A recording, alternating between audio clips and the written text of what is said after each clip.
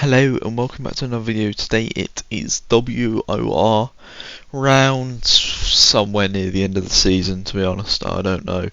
But yeah, we're heading into this race around Japan, little practice once again, because the grind for F1 Esports Event 4 is just about to get underway as I'm recording this. So yeah, this is our first taste of Japan, which notoriously hasn't been a great track of mine. Just never found a real grip and pace around here. But yeah, we're looking for a good result. Even though I don't feel fast, strategy, racecraft is also a big thing in these races. So yeah, if we're in a train, we can maybe, I guess, do some funky strategy and get to the front. But yeah, that is very unlikely because this track is very hard on strategy and overtaking. Usually it is just a really long train, like the whole way, the whole race. It's pretty dead, but yeah, there's ways you can get around that by overtaking. Very slim chances, but yeah, we're gonna have a go. In the background is my first Q1 run. No, my last Q1 run. You see, just struggling with the rear end.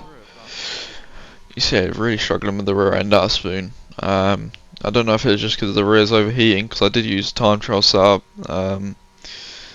or it's just, yeah, it just wasn't really hooked up how I wanted it to be. But yeah, nonetheless, through the final chicane, again, rear end stepping out there. But we do go P4, not a bad time, not a great time, but yeah, it will do. You see a P, I don't know where I was, 4 in the end. Quality stuff as we head into Q2. We're actually on the mediums because I clicked the wrong strategy because I'm just incredibly smart, because this is my first run I did, first race, sorry, I did on this new tyre allocation. So yeah, it's just a bit stupid, really. It's not going to plan, but yeah, we will soldier on and invalidate also. So I'm just gonna box.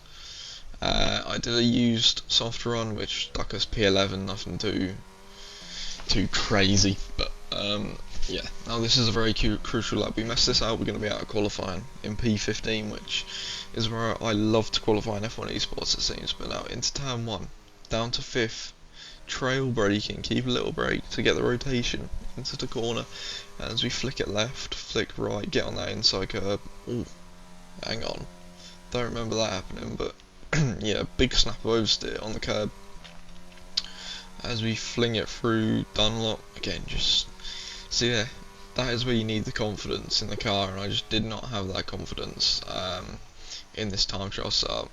So yeah, not ideal, but again, it's a lap that should be good enough to get us through as we go into the hairpin. Slowest corner on the track, just a big snap of oversteer through the apex, maybe carrying a little bit too much speed, but yeah, as I say there, it's not going well, because it really wasn't. But if you can hear a bit of squeaking in the background, that's actually my pedal.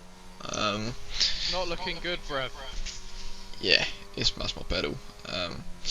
As you can probably tell how serious I'm taking these races at the moment. Like, not too serious, just want to have a bit of fun, learn some stuff before F1 Esports that I can note down and have an advantage, I guess, over the people that aren't racing in this league.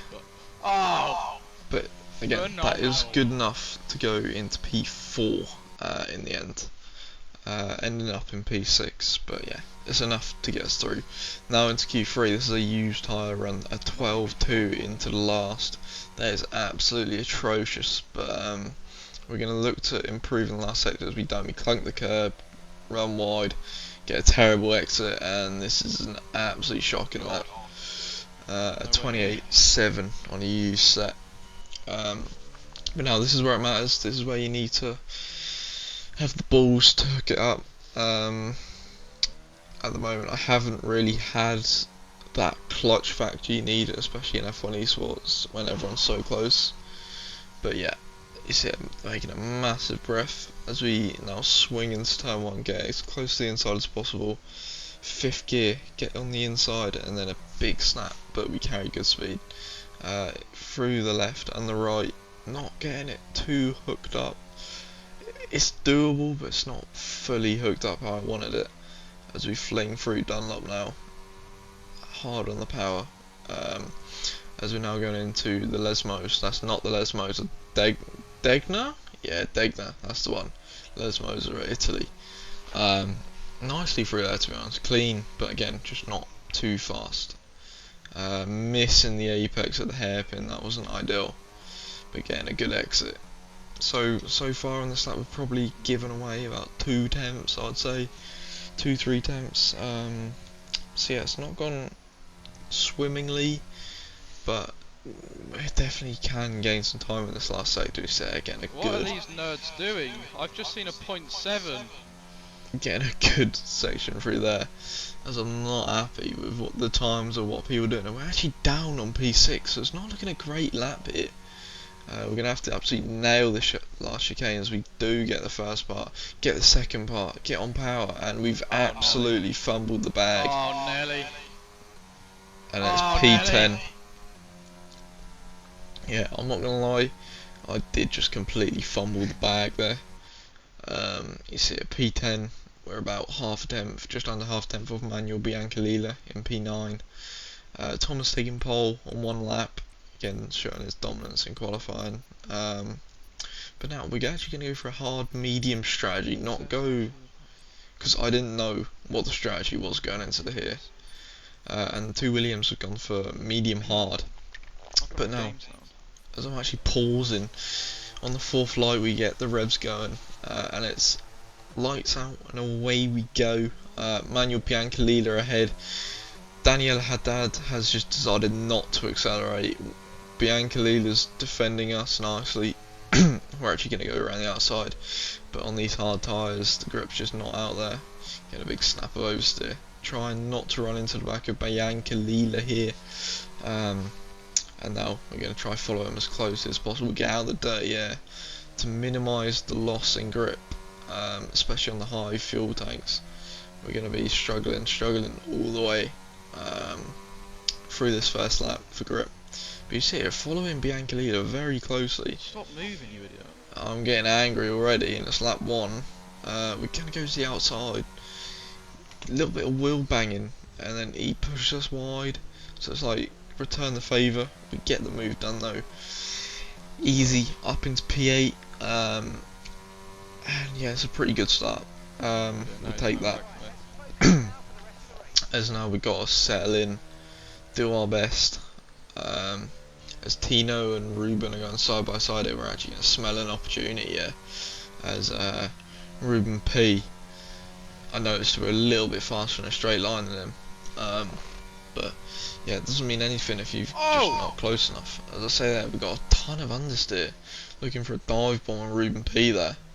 My throat has given up on me, but ooh, that's a big snap of oversteer. Here he comes. As Manuel Biancalila is looking for a move on us there. As now here comes Snazzy Evening. On the mediums, he should get through quite a few of us. The mediums are quite a lot faster at this point in the race. Let's see, we're not going to let him use and get an easy pass on us. And he should clear the guys ahead, I was thinking. But in the end, he kind of just sat in front of me. And that's just not ideal for my race. How is Snazzy not overtaking? As we come to lap 5, God, please. I'm angry. I can't wait for these shots to be done and we actually have like proper. As I'm still raging, yeah, both managed to get my head down. It's not the end of the world. He's gonna pit before us. So yeah, my screen is actually turned off. I can't see anything, but we're back. But you see it, just Snazzy's just not really making any inroads. And I was just saving battery, seeing what we can do on pace-wise on no battery. As Snazzy then does pit, and the guys ahead pit as well, who were on mediums. And now we've got the task of Chase and Ruben Pedranio.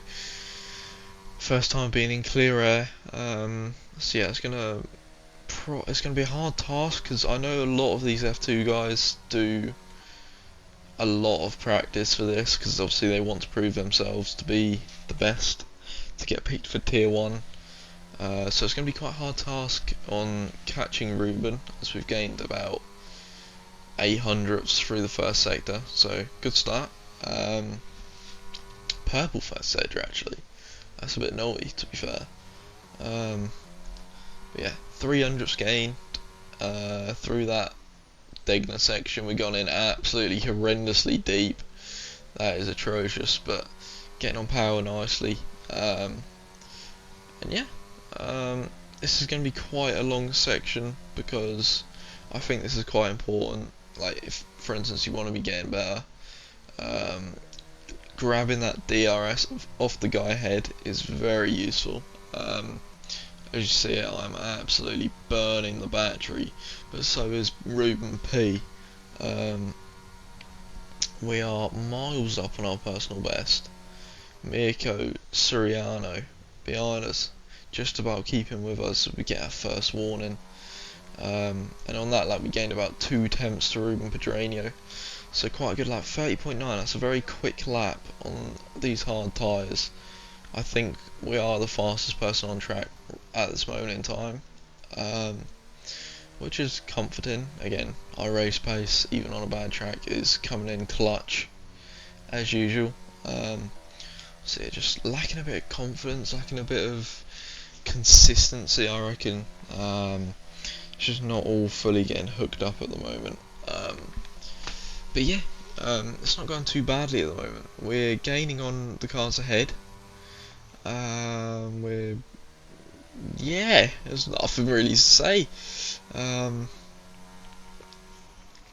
Something I did notice throughout the race, we missed the corner again. Ruben P gets a big snap on exit, and now we're just on the edge of DRS.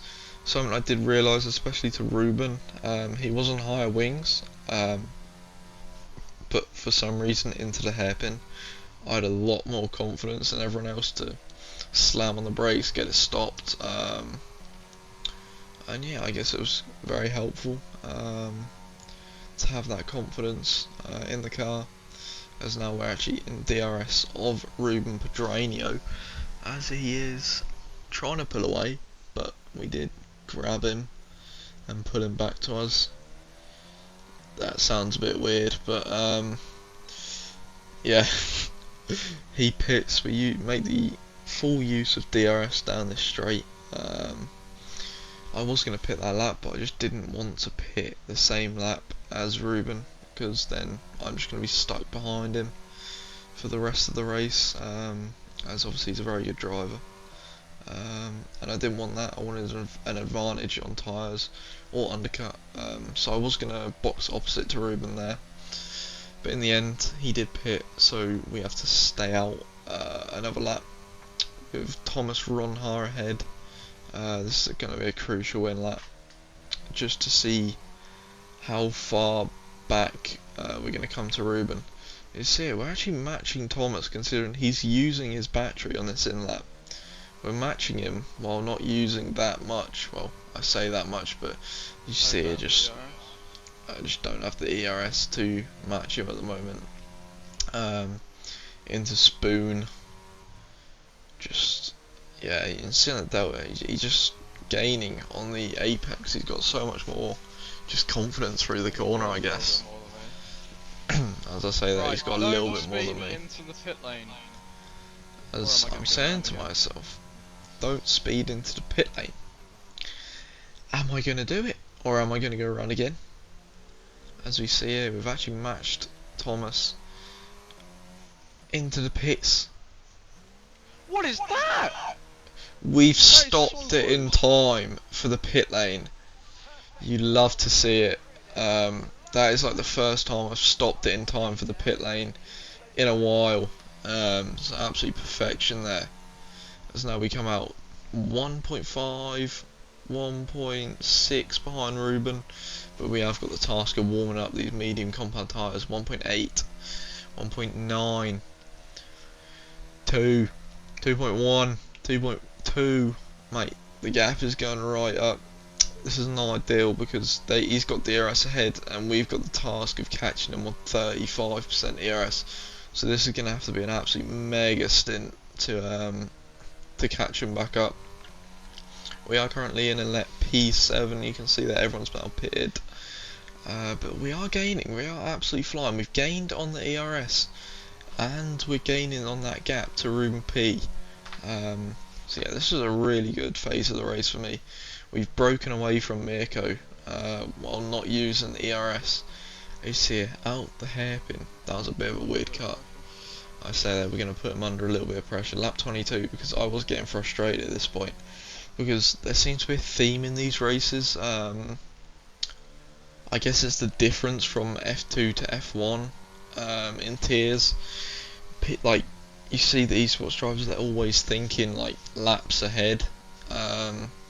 Like, where can I get this podium? Where can I get this win? Or am I going to be able to get this position without using ERS? Something I noticed with the F2 guys that we're racing against here, they get in a train and they kind of only think about overtaking one person at the end of the race. You see we're all over the back of the Ruben, but yeah, it's just so hard to overtake around here. It's near on impossible. So all we got to do is use our battery, put him under as much pressure as possible, because I did feel like Ruben is the fastest out of the guys ahead at the moment. So if I could get past him, I had full confidence I can get past George's. Shinaka has a penalty, and then maybe even get up to Alvaro. It's here, Ruben, under pressure from us. We're trying to get on the power, but it's just, again, look at, he gets a couple car lengths on us. We just don't have the grip on only one lap fresher tyres to get up the inside of them and make a move. As I say that, I'm getting increasingly frustrated. You see, this is what I meant about the brakes. Up the inside from about 2.5 temps back, getting it stopped, no contact, that's phenomenal stuff. A little bit of contact actually. Going side by side. By this point I'm absolutely fuming. So I'm thinking, do or die, I don't care. Up the inside, yeah, that's my fault there. Ruben, fair play, he gave a little bit of room to me. He didn't have to. Does anyone know that? As I'm about to start waffling, I think I made a cut here. Yeah, thank God. As I'm still fuming, we're going to go on board to the end of the race here actually, because this is interesting. This is what I meant about people thinking a couple laps in advance. By this point I'm not even thinking about using my ERS. Ruben's going to start using up this whole straight, same with George's, but we're not. We're going to play it patient. We might even drop out the DRS here. That's how patient I'm going to play it on this last lap. We've only got about 3 kilometers left in this race, and I'm letting them drop me out of DRS. So as here, Ruben is really on the back end. 1.3, 1.4 ahead now. So surely there's no way we're going to have to come back in this. But you see here, I'm banking on them making a little bit of contact, or just having a little bit of an issue. See it, we gained 4 temps already back, and we've used no battery.